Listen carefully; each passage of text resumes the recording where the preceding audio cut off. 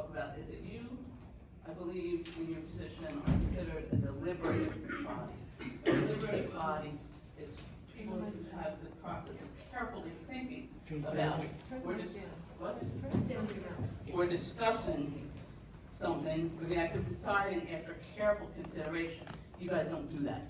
You need to start doing that. So specifically, I refer to Resolution 2724, 2824, which says, all resolutions and ordinances or parts thereof inconsistent with the provisions of this resolution are hereby repealed. That's not true. That's not possible. You can't repeal an ordinance with a resolution. All you need to think about that is deliberation and change that before you pass it, because otherwise it's illegal. So please do that.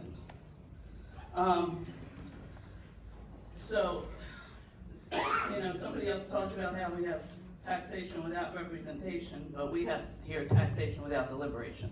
You guys don't even think. So, for example, when we had the EIT show last week, 2 weeks ago, Mr. Tunis, you said, and I quote, those folks that make minimum wage, that work 40 hours a week, correct me if I'm wrong, Mr. Mann, may be below the salary limit to receive the earned income tax. He didn't correct you.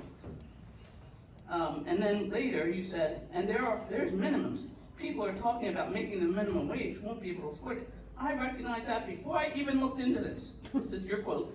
There is a minimum that will be required. If you make $725, you're going to be under the minimum. There is no minimum with the EIT. You guys passed the law, you passed the tax, and you don't even know what's in it. You said that our IRAs, no, they're not going to be taxed.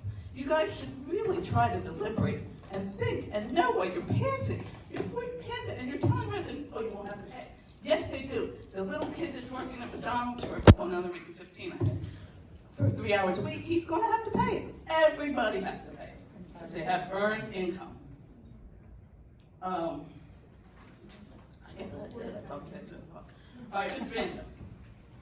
I also have never bought drugs. I never bought drugs on Long Lane. And I deeply resent you accusing me of buying drugs on Long Lane and even being the #1 purchaser of drugs on Long Lane. But no, it's not me. So try again. Don't insult the residents. I know I don't live in your area, but you still don't need to insult me. Thank you. Oh, it's